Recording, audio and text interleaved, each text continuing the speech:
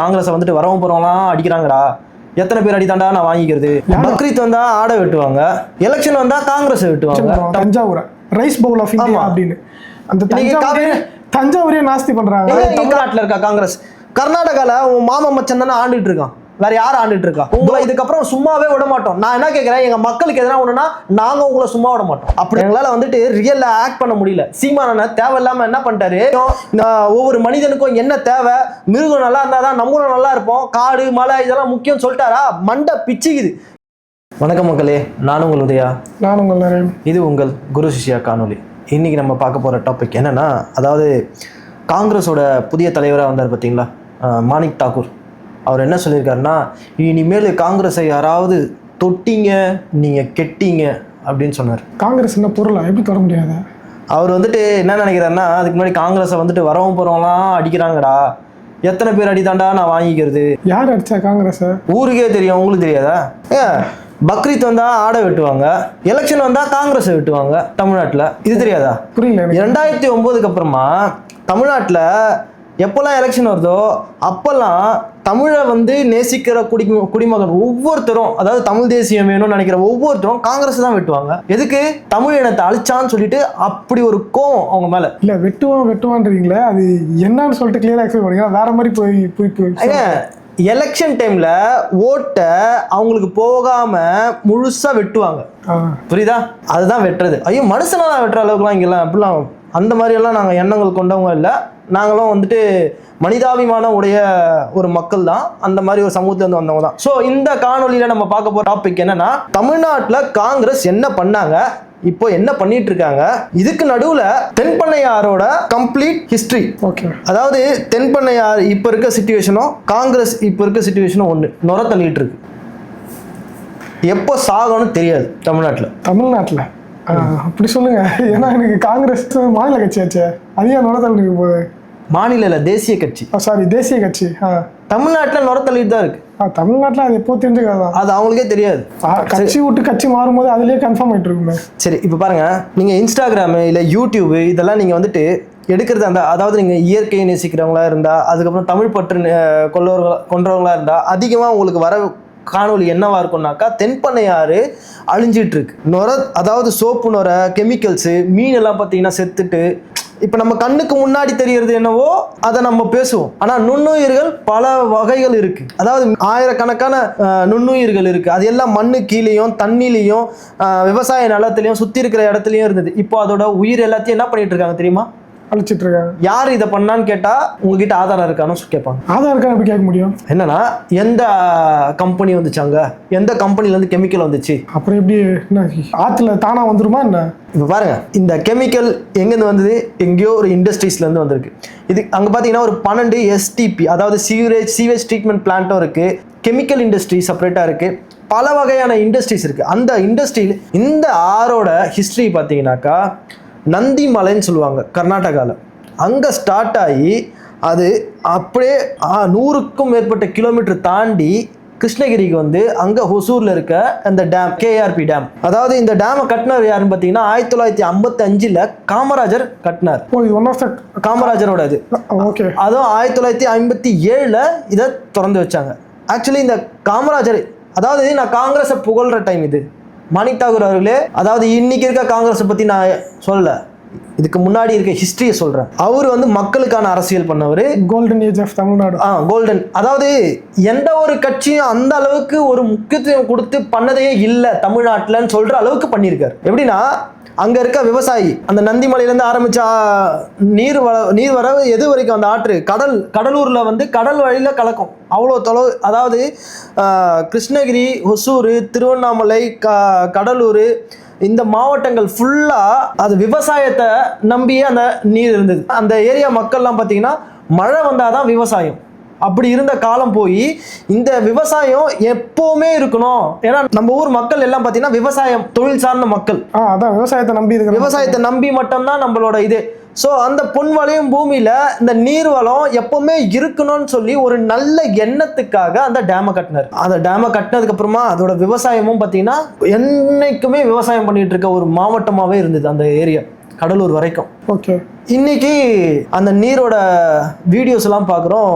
டேமை திறந்ததுக்கு அப்புறமா ஃபுல்லாக சோப்பு நுரை வருது. அது சோப்பு நுரைன்னா சொல்ல முடியும், அது கெமிக்கல் நுரை தான். இவங்களை இப்போ கேட்டோன்னா என்ன சொல்லுவாங்க, யாராவது குளிச்சுன்னு இருக்காங்க, அவங்க குளிச்சுன்னு சொல்ல அந்த அழுக்கெல்லாம் அந்த தண்ணியெல்லாம் அதில் வந்தது, நரை வந்து இப்படி போச்சு அப்படின்னு சொல்லுவாங்க. தெரியாதவங்கள்ட்ட கேட்டா இல்லை, அதுதான் நீங்கள் சோப்பு நுரைன்னு ஒன்று அதுதான் எல்லாம் சொல்லுவாங்க. அதனால தான் நான் சொன்னேன் அது சோப்பு நுரை இல்லை, கெமிக்கல் நுரை. அது நானே அரசியல்வாதிகளுக்கு சொல்கிறேன். அரசாங்கத்துக்குள்ளே இருக்க அதிகாரிகள், அதுக்கப்புறம் பார்த்தீங்கன்னா NDTV போன்ற பத்திரிகையாளருங்க, இவங்கெல்லாம் என்ன பண்ணியிருக்காங்கன்னா இதை வந்து ஹைலைட் ஆக்கி அது NGT இவங்க என்ன பண்ணியிருக்காங்கனாக்கா அந்த தண்ணீரை எடுத்து சாம்பிள்ஸ் எடுத்து இந்த கர்நாடகாவில் இருந்து வரப்போ இண்டஸ்ட்ரியல் ஏரியா ஜோன்ஸ்லாம் இருக்குது, அது வழியிலையும் பார்த்தீங்கன்னா அங்கே பல நீர்வளம்லாம் வந்துட்டு கனெக்ட் ஆகுது இந்த ஆறோட. ஸோ அங்கேயும் போய் டெஸ்ட் பண்ணியிருக்காங்க. டெஸ்ட் பண்ண சொல்ல பார்த்தீங்கன்னா அதாவது யூஸே பண்ண முடியாத தண்ணீர், அதுக்குள்ள உயிரினமே உயிர் வாழ முடியாது, அந்த அளவுக்கு அதோட ரிப்போர்ட் என்னைக்கு இது 2024 கொடுத்துருக்காங்க. அதை வந்து ப்ரொபோசல் பண்ணியிருக்காங்க. அதாவது தமிழ்நாடு கவர்மெண்ட்டும் பார்த்தீங்கன்னா அரசாங்கமும் சரி, கர்நாடகா அரசாங்கம் சரி, ரெண்டு பேரும் சேர்ந்து இதுக்கான தீர்வை எடுத்துட்டு வாங்க.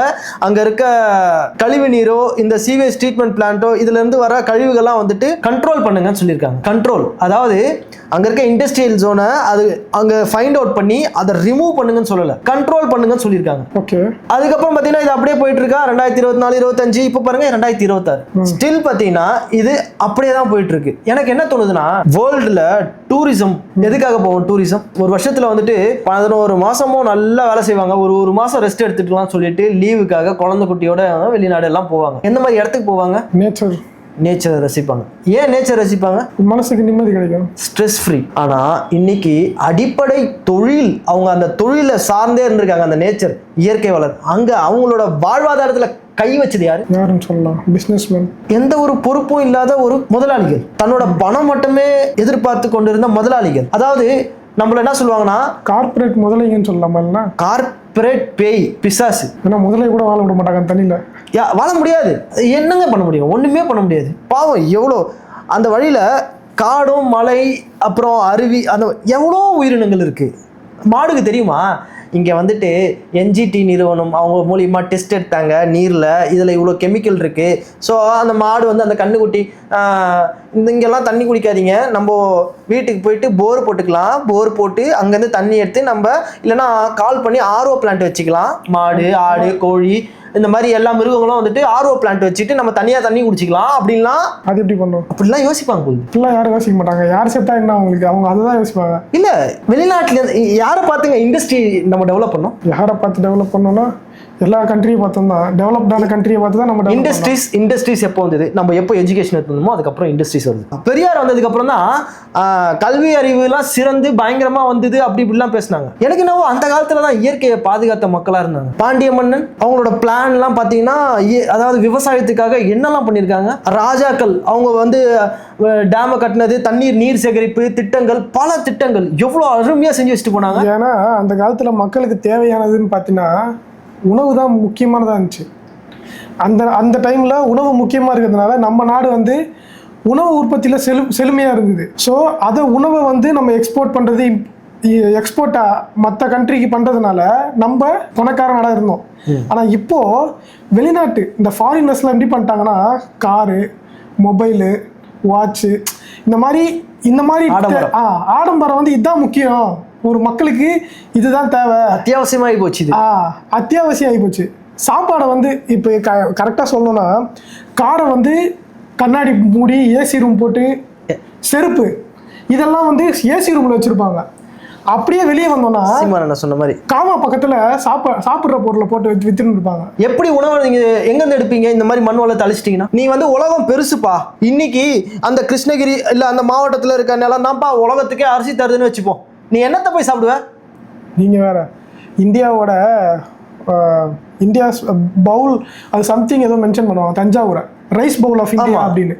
அந்த தஞ்சாவூரே நாஸ்தி பண்றாங்க. இங்க காவேரி அதே காணோம். ஜூன் 12 திறக்க வேண்டிய நீர் அதை திறக்கல. அதுக்கு பதிலாக கண்டினியூஸா இந்த மாதிரி சோப்பு நுரவோட அதாவது சோப்பு நுரன்ற பாருங்க கெமிக்கல் கண்டென்ட் கலந்த ஒரு நீரை வந்து ஓப்பன் பண்ணி விடுவீங்க. எதை கேட்குறோம், எதை கொடுக்குறீங்க இந்த மக்களுக்கு? இந்த மக்களோட ஜனத்தொகை குறைக்கணும்னு ஏதாவது இன்டைரக்ட்லி ஏதாவது அக்ரிமெண்ட் வச்சிருக்காங்களா? ஆனால் எத்தனை பேர் எனக்கே தெரியாது. காமராஜர் தான் இந்த பிரிட்ஜை ஓப்பன் கட்டினார் அப்படின்னு. இப்போ நான் கேட்குறேன், இந்த கரண்ட்லி இருக்க காங்கிரஸ், அதாவது தமிழ்நாட்டில் இருக்க காங்கிரஸ், கர்நாடகாவில் உன் மாமா மச்சன் தானே ஆண்டுட்டு இருக்கான், வேற யார் ஆண்டுட்டு இருக்கா? அப்படியே பயங்கரமா பேசிட்டு இருக்க. எங்களை மேல நீங்க கை வச்சீங்கன்னா அவ்வளவு, எங்களை பத்தி பேசுனீங்கன்னா அவ்வளவுதான், உங்களை இதுக்கப்புறம் சும்மாவே விட மாட்டோம். நான் என்ன கேட்கிறேன், எங்க மக்களுக்கு எதனா ஒண்ணுன்னா நாங்க உங்களை சும்மா விட மாட்டோம். அப்படிதான் இருக்கு. ஆனா இங்க இருந்து பேசிட்டு தான் இருக்கோம். எங்களால் வந்துட்டு ரியல்ல ஆக்ட் பண்ண முடியல. சீமானனை தேவையில்லாம என்ன பண்ணிட்டாரு, இந்த மாதிரி இயற்கை வளம் எவ்வளவு முக்கியம், ஒவ்வொரு மனிதனுக்கும் என்ன தேவை, மிருகம் நல்லா இருந்தால் தான் நம்மளும் நல்லா இருப்போம், காடு மலை இதெல்லாம் முக்கியம் சொல்லிட்டாரா, மண்டை பிச்சுக்குது. இன்ஸ்டாகிராம் ஓப்பன் பண்ணாலும் சரி, இல்லை யூடியூப், இதை நாங்கள் வேணும்ன்ட்டு டைமை ஸ்பெண்ட் பண்ணணும்ன்ட்டு நான் போல. அதாவது இன்னைக்கு நிலைமை என்ன இருக்கு, நாடு எப்படி இருக்குன்னு நம்ம தேடும் போது இந்த கன்றாவி இப்படி இருக்கு நம்ம ஊருன்றது காட்டுது நமக்கு. அதுக்கு ஒன்றும் பண்ண முடியாது. நம்ம கவர்மெண்ட் அப்படிதான் இருந்தது இத்தனை வருஷமா. கார்பரேட் முதலாளிகளுக்கு கைக்குள்ளே தானே இருக்காங்க. பாருங்க, இன்னொரு நான் ஒரு கேள்வி கேட்குறேன்.